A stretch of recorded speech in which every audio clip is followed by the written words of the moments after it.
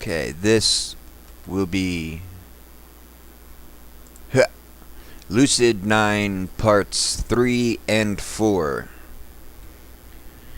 I've already finished the game and the recordings and all of that, but somewhere along the way I lost parts 3 and 4. So I had to figure out where part 2 ended and where part 5 begins, and I got myself to this part of the story, and we're just gonna do it over. That's okay. It's been a while.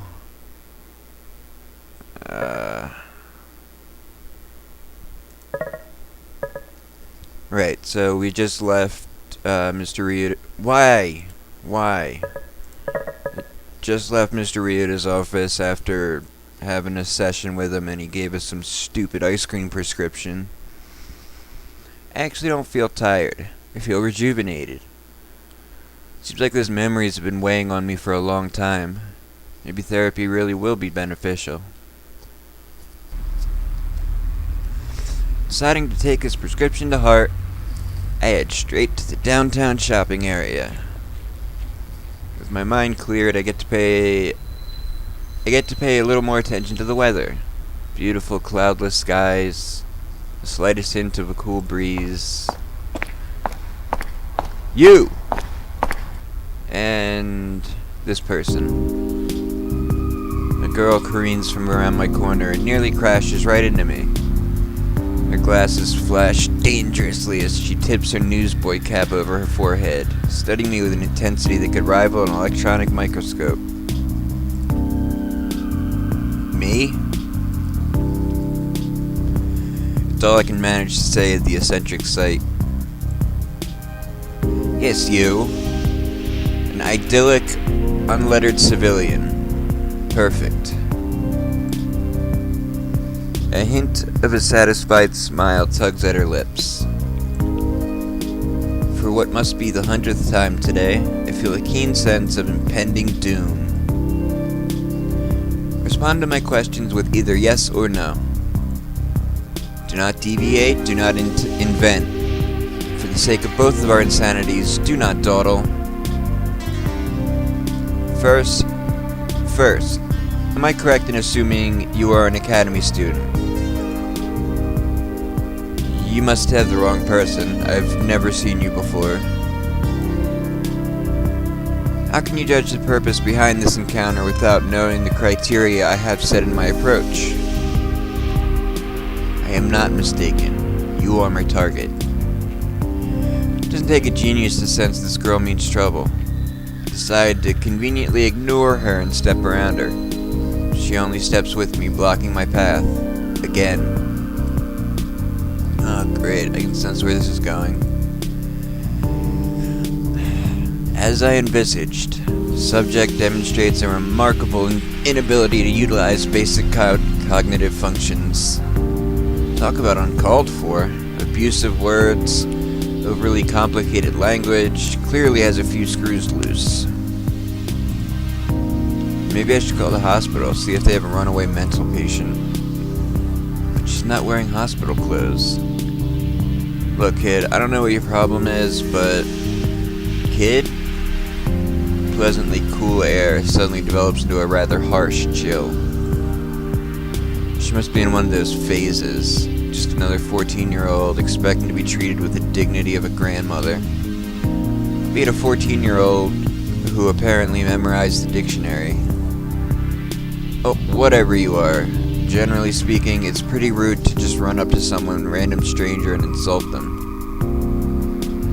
Truly, your idiocy has risen to a level beyond which I had previously surmised. Man, I wish I didn't lose this recording. I was able to, like, read all the big words a lot better the last time. I don't know, I guess I was more awake.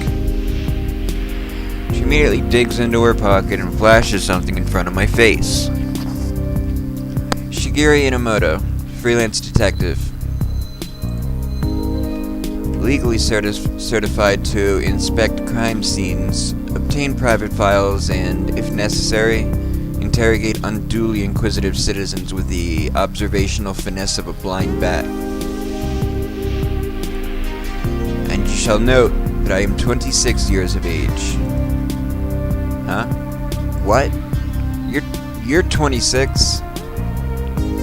Unless you presume to imply that you are deaf as well as dumb, I suggest, but you're so short. I practically feel ice crystals forming in the air. Well, I should strongly prefer to be short of stature than short of cerebral matter, as seems to be your tendency. Ouch. What a bad blow. But wait.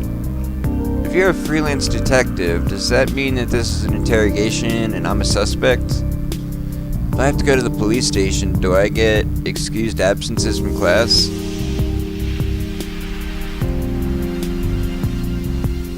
I see no need to reverse your expectation that you will be taking the unexcused absences as they are.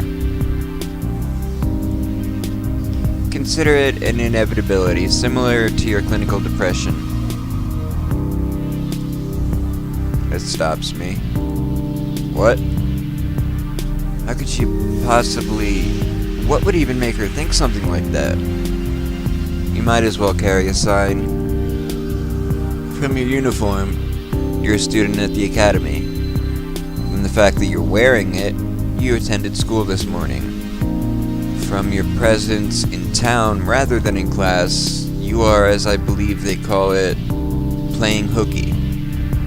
From that prescription slip, you're enrolled in the recently developed therapy method that the Academy has been boasting.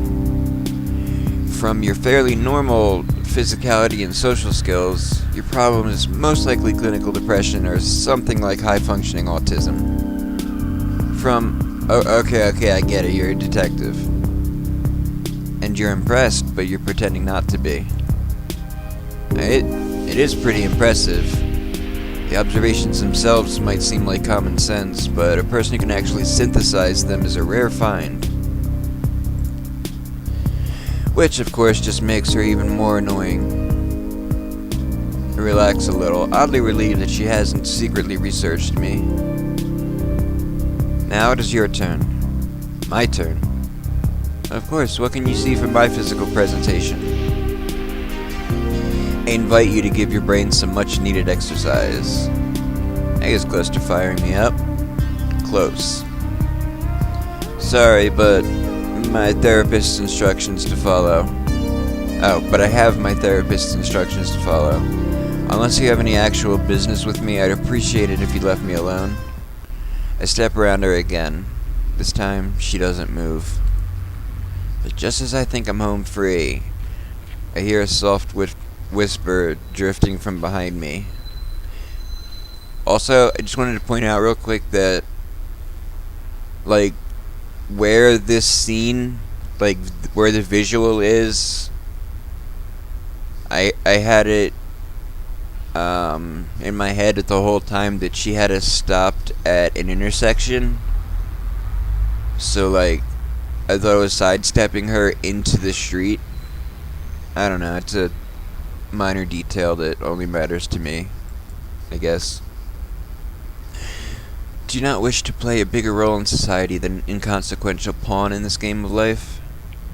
Or will you restrict yourself to the confines of your own abilities, just because of her? I quietly stop. Turn around, slowly. Tell me how you know that right now. I shall, after you prove yourself mentally capable of comprehending the simplest of my explanations. Fine. She wants me to play that way? Let her play it that way. Time to focus. I'll start with...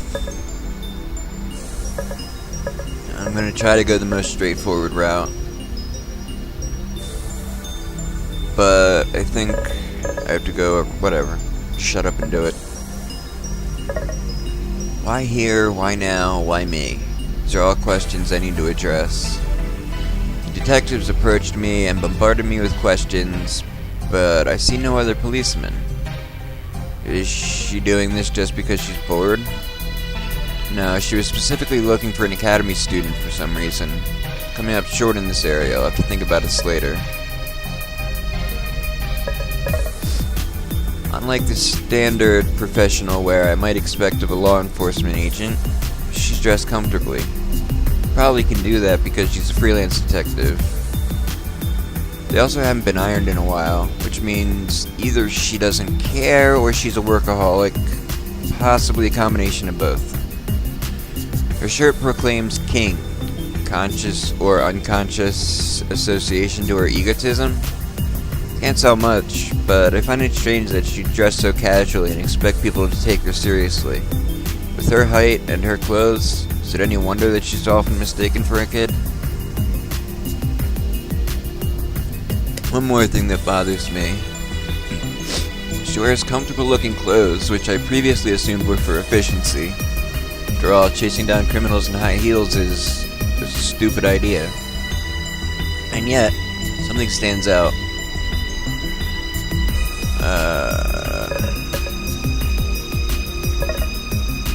Wearing a hoodie is uncomfortable. No, it isn't.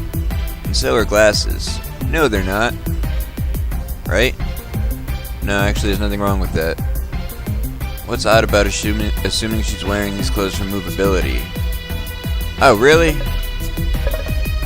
I thought it said hat, not hoodie. Right. Hats are a pain to run with, because unless you keep one hand on them at all times, they're likely to flop around or fall off or just generally be obnoxious. And the jeans are too tight to opt for flexibility. Running in those would either be very uncomfortable or very, very embarrassing. Which implies that she just dresses how she wants to. Definitely a very headstrong individual. She doesn't choose casual clothes for comfort, knowing that it can interfere with her job. Then is she purposely choosing it to aggravate others, to announce her individualism?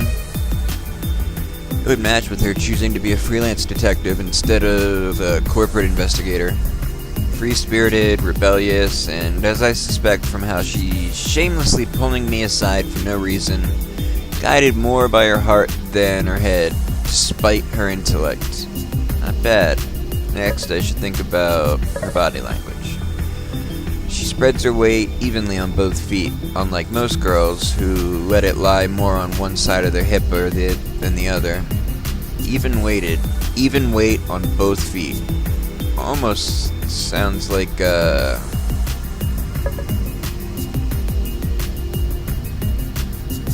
formal pot. What? She seems relaxed, but with that bright-eyed look of someone expecting danger around every corner. That kind of weight distribution just doesn't seem to come naturally. Maybe she was in sports, maybe in self-defense at one point, for a while from the look of it. I'd like to guess martial arts, but I can't say for sure. There's too many possibilities.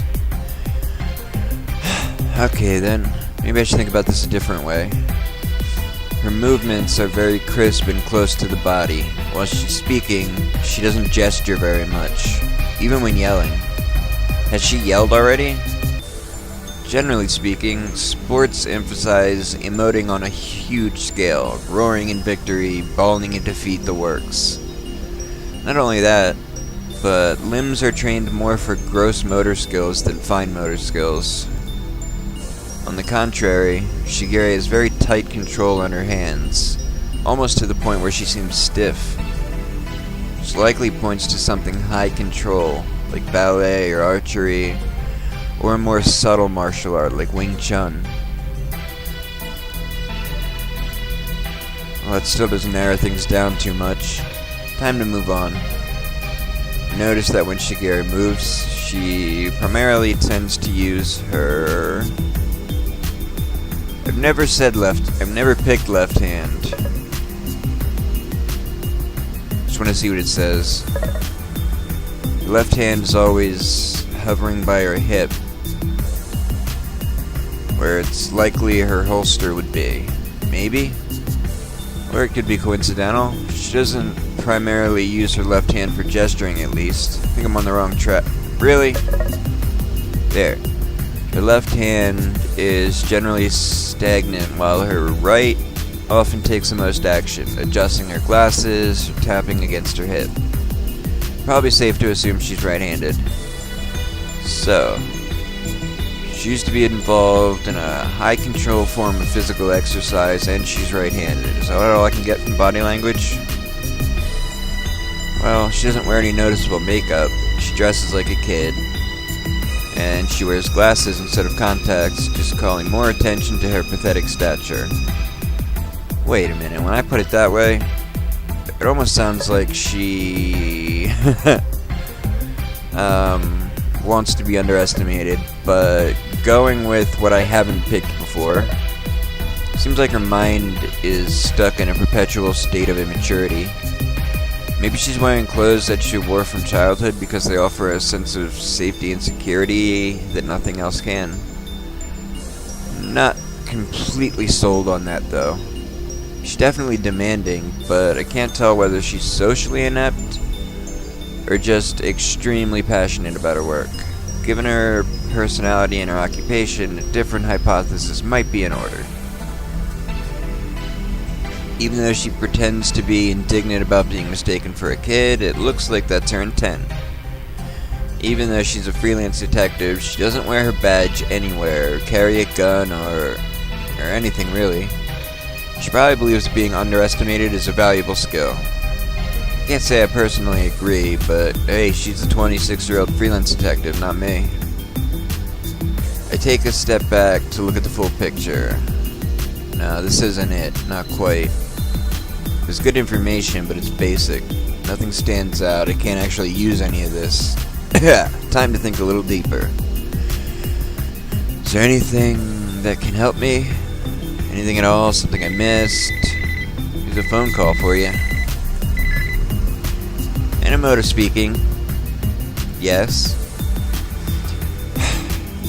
If you cannot resolve such an appallingly simple task by your own means, I shall consider your intellect no different than that of a headless chicken's. Good day. Now, you may want to hasten your efforts before the ground upon which we stand become our gravestones. Yeah, I'm on it. I say this distractedly, primarily because I noticed she has a flip phone. Ancient technology by today's standards. Buttons, 2-inch screen, primitive camera, the works. Not just that, but it's a terrible looking flip phone. The kind of decor you'd see on prepubescent phones. Rhinestones, heart stickers, even the random scrawl from a Sharpie that was too faded into the metal for me to read. It's completely unlike her.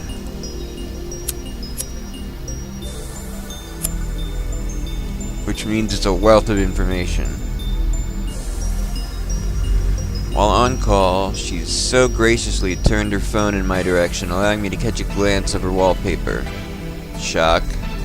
It was a picture, at least a few years old, of a guy hugging her. Double shock. She was proudly showing off a ring. Not a cheap, cutesy colored ring like the couple bands of a new relationship in its second week. A legitimate diamond ring. An engagement ring. But she's not wearing the ring anymore. Even looking at her hands at this moment, I can't tell if she'd ever worn one. Which means that she once had a fiancé, and he broke it up with her. And he did it a long time ago. Of course, if the engagement had ended recently, I'd see a tan around her finger, or maybe an indent. Instead, there's nothing. Which means the fiancé called off the engagement a while ago. She obviously didn't call it off, not if she's keeping that picture on her phone. In fact, maybe they broke it off amicably if she hasn't deleted it yet. Either that or she's a stalker. Alright, that's much more like it. I think I'm ready. I square my shoulders and look her in the eye. Sorry about the wedding.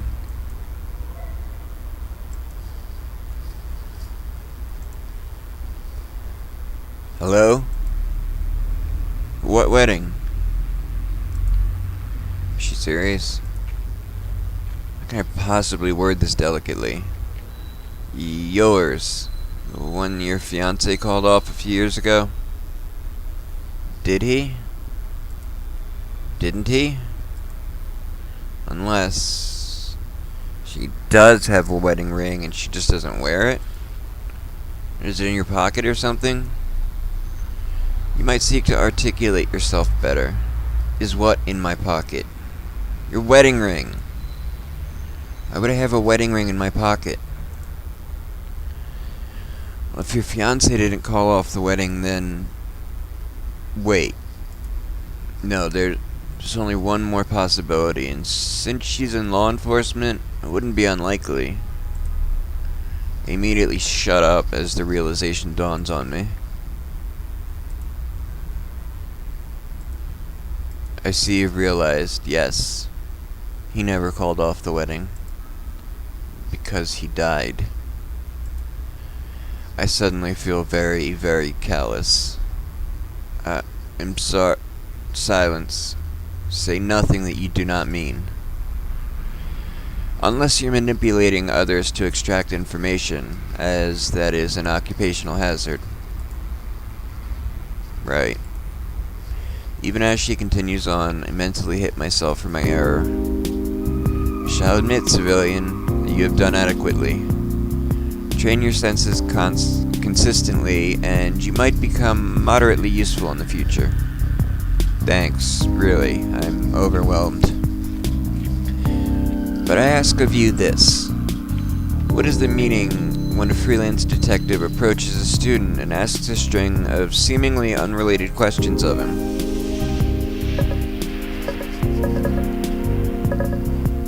It's this. She's testing him.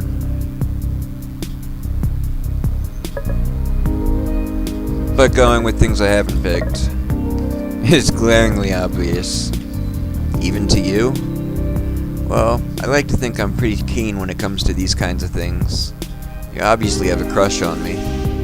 I mean, it's kind of weird given that you're 26, but I've always found it odd that people don't judge teens who crush on celebrity. Might I remind you that I do have license to use firearms, and I shall only be punished to use it...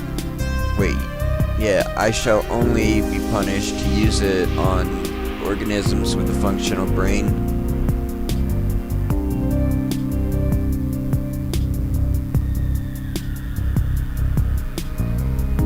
I just don't like the way that sentence is put together. So... You're threatening me, saying that if I were less dumb than I am, you would shoot me. Hey, easy now, it's just a joke. Was it? Was it a joke? Well, it is now. Pick again, civilian. You're testing my intelligence for some reason. Or you're actually a marketing intern trying to conduct some bizarre survey. I wouldn't know. She fixes me with an unfathomable stare. The only sign of emotion on her face are her eyebrows, which are almost raised to her hairline. What is your name? Sorry? Your name. This has nothing to do with the case, but if I protest, she'll probably smack me with more verbal abuse. Yama Ishimoto? What is she thinking of? Her derision is preferable to her silence. I postulate that you possess anonymity of free time. what is your assessment regarding a coadjutant métier? What? Who even uses those kinds of words? Are you asking me to be your assistant? Servant, not assistant. Putting me and job in the same sentence is never a good idea. I barely have enough diligence to stand out in to hand stuff out in class when I'm called by the teacher. How much worse would my punishment be if I worked with a woman this crazy? Not detention, I'd assume. And yet, examining pieces of a puzzle, putting them together, framing the whole story, it was fun. Logic, ingenuity, resourcefulness. And almost nothing is fun to me, which makes it doubly interesting. Sure, why not? Good. I will require your contact information, then be off. Take a moment to process this. That's it? Wait. How did you know? Know what? You told me earlier about her. A tense moment ticks by as Shigeri stares evenly at me. Pure conjecture. Which means it was just a guess. You can't be serious. You did not appear to notice that my wording was intentionally vague. What? But you said... And also she was standing behind us or beside us when she said this. Do you not wish to play a bigger role in society than an inconsequential pawn in this game of life? Or will you restrict yourself to the confines of your own abilities, just because of her? Oh. Classic bait for confirmation bias. Appeal to a person's general desire for significance. Allude to just one person for some added resonance. All she'd have to guess is the gender. 50% chance of striking a chord in her victim. She probably guessed a girl from my personality. I'm not exactly the type to easily befriend guys. Bait. Just a bait. I see you understand. She pushes the phone into my motionless hand. I've registered my cellular number. Tomorrow, you will receive a text regarding your next assignment. Keep your evenings free. With that, she simply tips her hat, whirls around, and strides off. Great! A bait. Was it really just a bait? Or is that also a bait? A lie to make me feel better, even though she actually knows. Too many mind games. Clearly I'm not cut out for this. Wait, what did I just accept? Was she serious? Am I actually her errand boy? What did I just get myself into? Hello? Did you seriously follow me home? Huh? Why would we do that? We already know where you live, man. Oh, hey. I know those voices. Thankfully, it's not Shigeri at the door. It's Masato and Yaiko, who are currently the proud bearers of 2 giant plastic bags stamped with the GFC logo. Huh. Was not expecting them. Although technically speaking, it was polite of them to knock even though they know my key code. Sup, man? Delivery has arrived. Shit, what were their voices? I didn't order anything. Yaiko only points at my phone.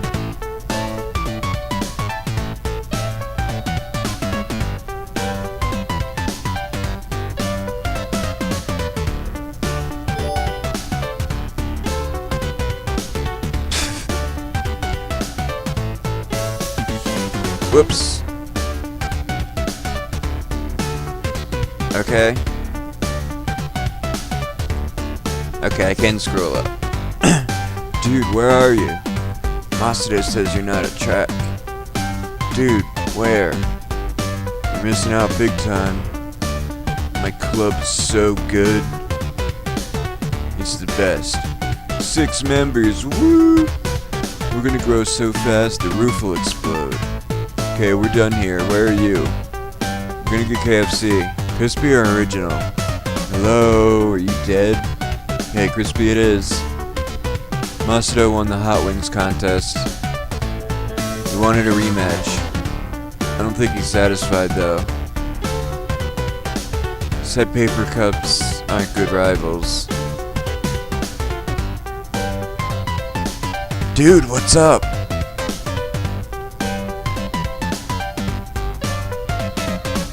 No, I'm not. Hyper ignore Rui. No, I didn't have 3 large sodas. Ignore Rui. Oh. Ignore Rui. Dude, I'm being so awesome right now. Come and see. Okay, seriously, where are you? By the way, I was figuring out moon stuff. I guess they can't get air conditioning there. So maybe it won't be a thing. I don't know, would you go to the moon without air conditioning? Summer hot on the moon? Also, they said I couldn't breathe. That's okay though, I can hold my breath super long. We're coming to your place.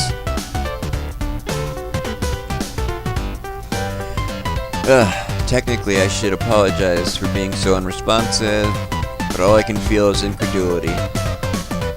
33 messages? Yaiko only shrugs. You weren't responding.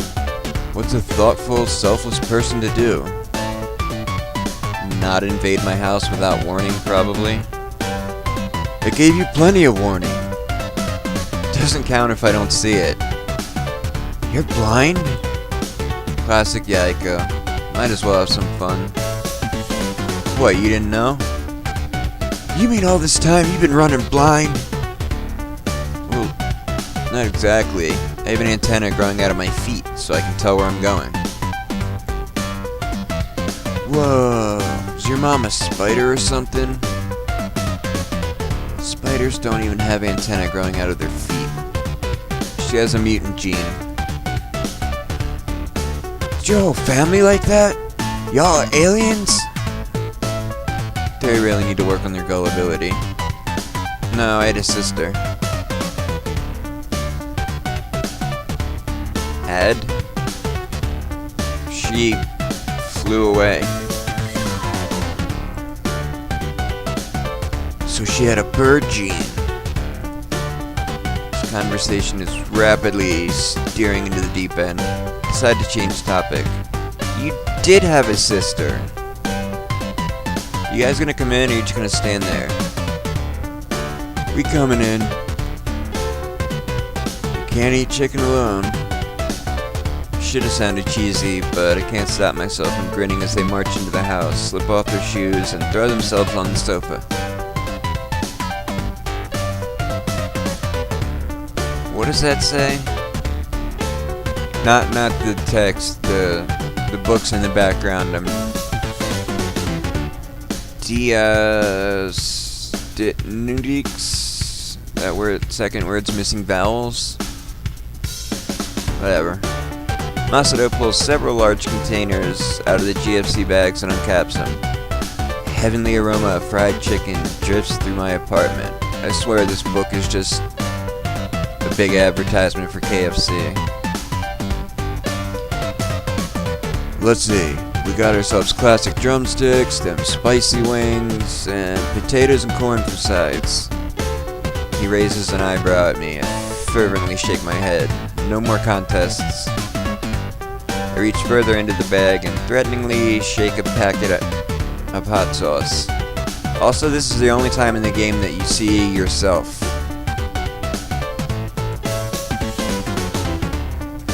Surprisingly, Masato's face pales. Okay. He begins to gingerly bite into his chicken as if it'll explode at any moment. Yaiko reaches for the original drumsticks, looking strangely thoughtful. Feels unsettling. A quiet Yaiko is a dangerous Yaiko. So, career day. Yaiko's eyes turn to me as he smiles easily. Masato looks up from his chicken. Did you get info on modeling? I don't make it a habit to get details on Yaiko's activities, but I shouldn't be poor company either. They might leave. Surprisingly, Yaiko only stares blankly at me.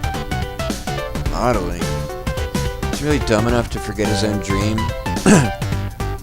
Oh, that modeling. Yeah, I went and talked with that company. The, cloud one? What was it called? You mean Lotus? Yeah, Lotus. Lotus is a type of flower, not a cloud. They said they'd keep in contact. They did? Well, of course. So if anyone could reject this perfect body. I want to gag, but honestly, it's not like Yaiko's overweight. Or is he deathly skinny? He actually takes pretty good care of himself. He might actually be an honest-to-goodness model. I repress a shudder and quickly switch to Masato. What'd you do? Masato sits up a bit straighter, his eyes blazing with passion. Looked into studying in America. I can't remember his voice. You wait. You what? What? They had a booth for it. Princeton, Yale, Harvard, all them biggins. An Ivy League. Not only does Masato want to study in America, he wants to attend an Ivy League? Well, honestly, I suppose it's not that unattainable. Despite all outer appearances, Masato actually has the highest grades in our year, save for Elizabeth. He studies like crazy, runs like crazy, and is also disciplined in his health regimen, besides his diet. He just does everything with gusto. I don't think that's how you use that word. Well, yeah, it works. In fact, sometimes I wonder why we're still friends. Usually people who try overly hard to annoy me, like Elizabeth. Masato, maybe it's because he's clueless 99% of the time, but I can't find it in me to be annoyed at him. So, an Ivy League. Ain't that right?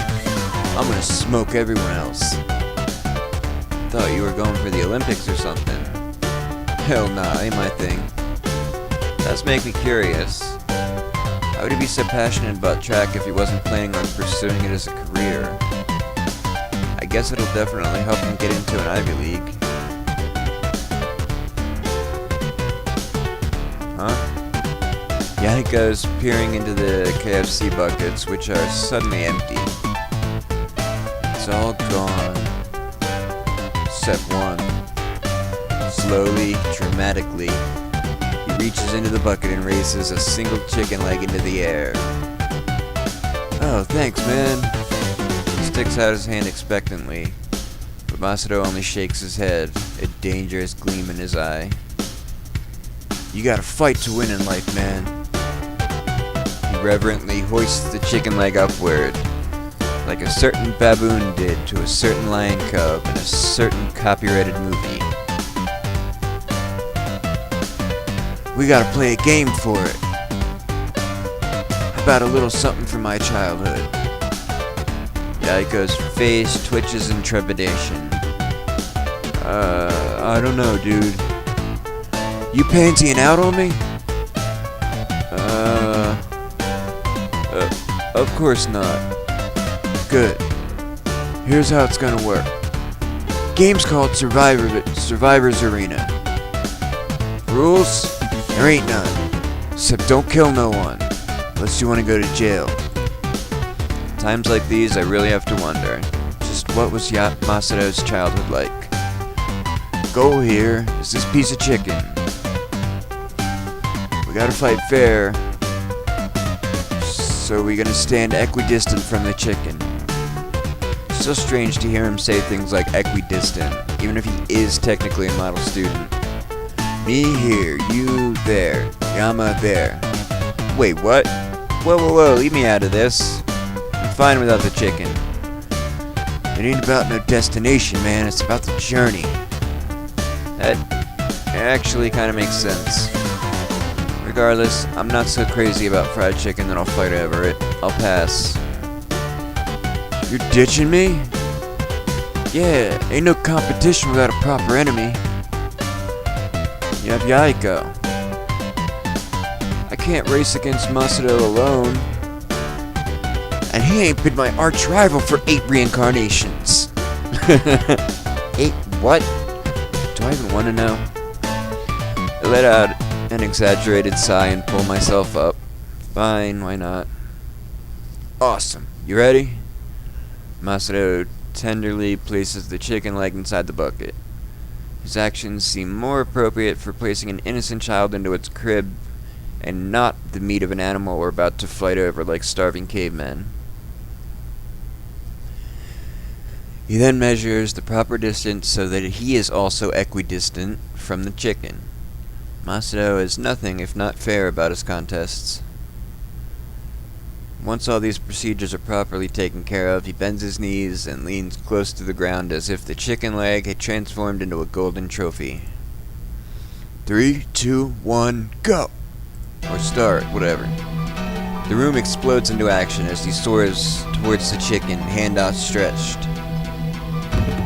Yaiko shoves him aside. They tumble to the ground, rolling over and over like a pair of tumbleweeds. Well, that was easy. I reach towards the chicken, but Masato yanks at my ankle. Get back here! I crash towards the ground, barely catching myself before my chin slams against the tiled floor. Couldn't we have played a different childhood game, like hopscotch? Ha! Hopscotch is for babies. Taking advantage of Masato's distraction, Yaiko squirms out of his grasp and claws his way to the chicken.